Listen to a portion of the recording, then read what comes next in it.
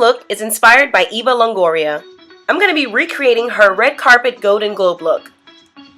I plan on copying this look to the T, from the all-black dress, to the lace detail, to the chiffon bottom.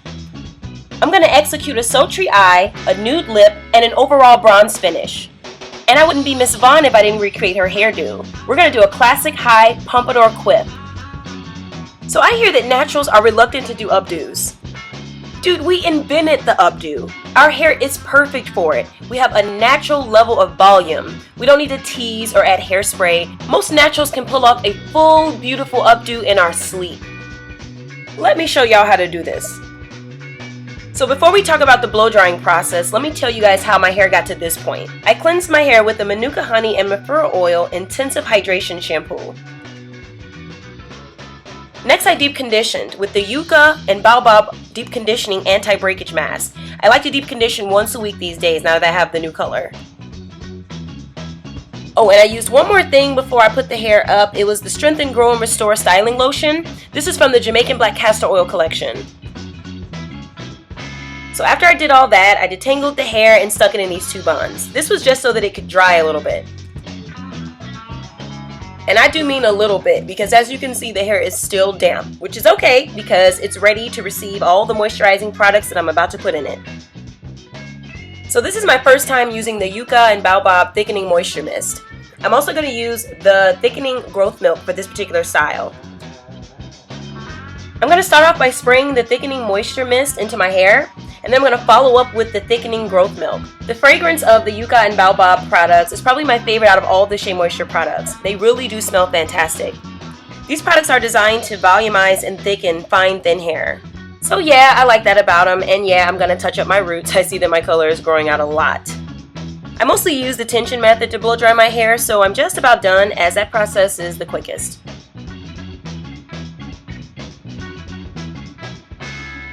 So now that the hair is all volumized and dry, I'm going to start combing it back, since that's the ultimate direction of my style. I'm also going to start sectioning off the crown. As you can see, I'm not making my part straight or anything, because it really doesn't matter. As long as it's separated and you're able to clamp it out of the way, you're good to go. So now that I've got the crown out of the way, it's time to get those edges brushed back. So I'm going to be using an edge treatment from the Jamaican Black Castor Oil line. This one is made with shea butter, peppermint, and keratin.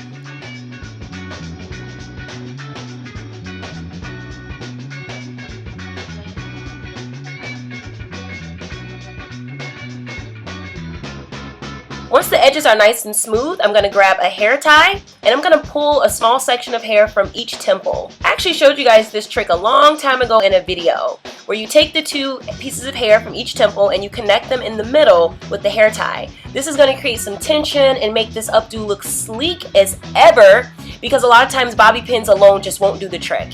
Once the hair tie is in place, you can tighten it by gently tugging on the hair just to make sure that the edges are as taut as possible. Next, I use a paddle brush to brush all the hair up to prepare for my French roll.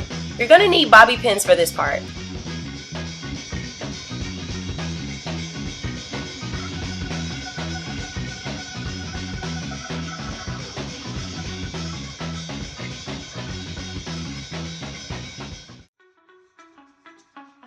Once you get to the top, the remaining hair is going to be tucked over into a neat little bun and bobby pin down.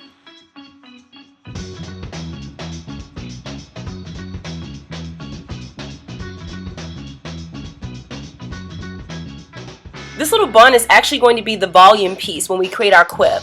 So this is the part where you don't need to tease your hair.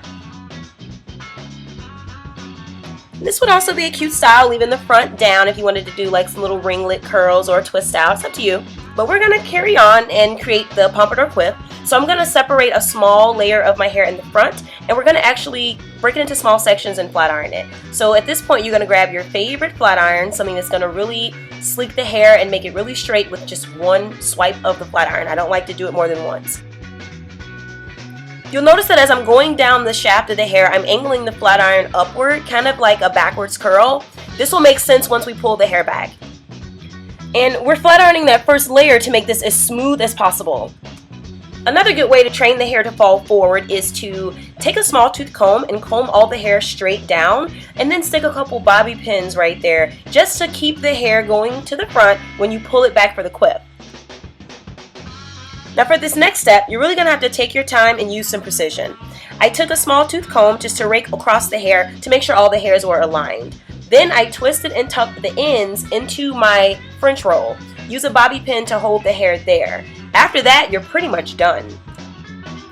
Look at all that volume, girl! No hairspray and no teasing. Now it's time for the makeup. I'm going to start off with priming my face by smoothing it all over. This is the Shea Moisture Primer. I love it so much. I use it all the time. I'm just going to smooth it in like lotion. Next, I'm going to groom my brows. I'm actually going with a lot darker of a brow today, simply because I've got a lot of new growth and I kind of want to accommodate for the dark hair. Plus, Eva's brows are pretty dark for this look. To sculpt my brows, I'm going to use my Shea Moisture Cream Concealer. I'm going to use the medium tone one for this.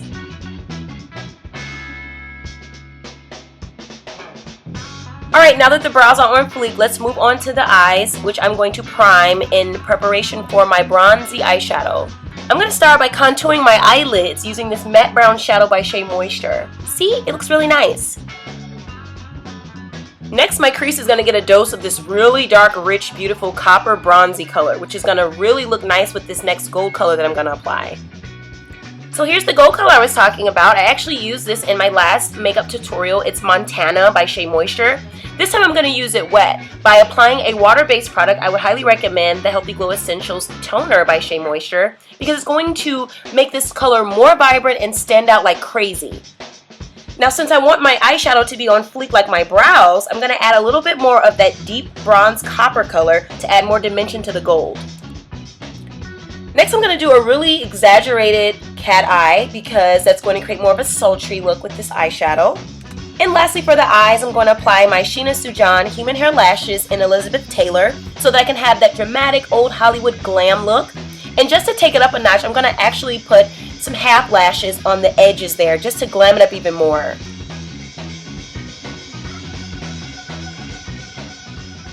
Now that the eyes are done, it's totally time for concealer. So I'm going to use my Shea Moisture Liquid Concealer. This one is the same color as my skin tone. So I'm going to apply it under my eye, around my nose, and around my mouth. This concealer is awesome for liquid concealer because it dries almost on contact, so you kind of have to be quick about blending it. But I love that it gives you a really matte finish, and it might look a little wet when you first put it on, but that's what powder is for, so we're definitely going to finish it with some powder. This concealer is thin enough to be layered, so I'm actually going to tap a little bit of the lighter shade from the cream palette just to create more of a highlight under my eye.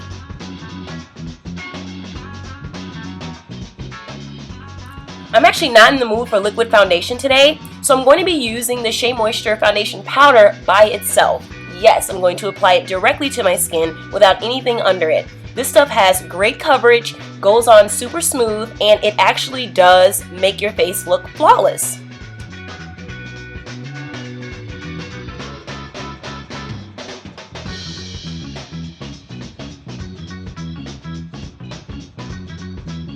Now that I'm all done powdering, I'm going to use a little bit of that eyeshadow from the crease on my lower lash line. This is going to create more of that sultry, smoked out look. And finally, I'm going to tie this sultry eye all together with some eyeliner and mascara.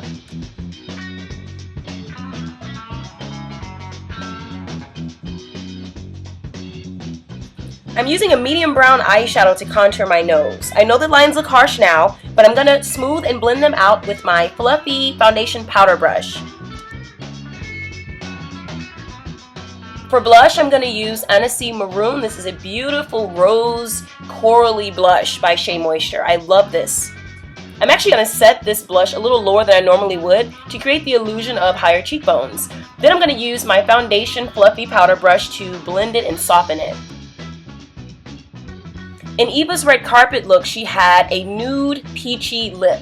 To start it off, I'm going to mute the color of my lip by adding some concealer. I'm just using the leftover concealer that was on the brush. Next, I'm going to line my lips with a little bit of dark brown liner. I think it's an absolute tragedy to have nude lips on brown skin without liner.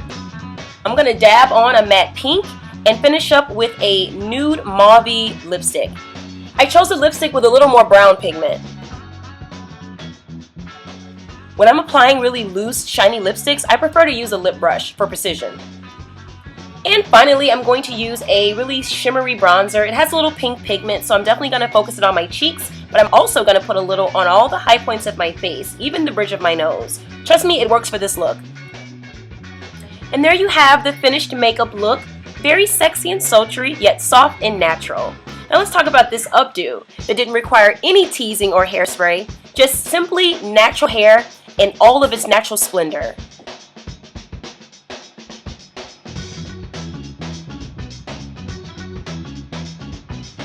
And I don't know, Eva, I think we nailed it. Stay tuned for the finished look. So here's the dress that I'm going to be wearing to recreate Eva's red carpet look. It's this gorgeous all black lacy detailed number with a chiffon bottom. I found these teardrop earrings that mimic the look that she wore on the red carpet pretty good.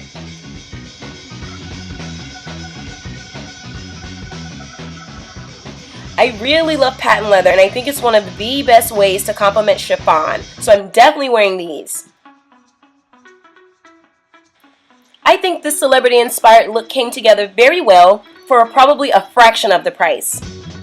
I was so inspired by how beautiful Eva Longoria always looks. I love stealing ideas from the red carpet. Celebrity stylists give us so many cool ideas. Actually, I learned that this hairstyle was chosen for Eva because it elongates her body, makes her look a lot taller. Isn't that something? I had so much fun doing this celebrity-inspired look. Comment below and tell me who I should do next. Thanks for watching, guys.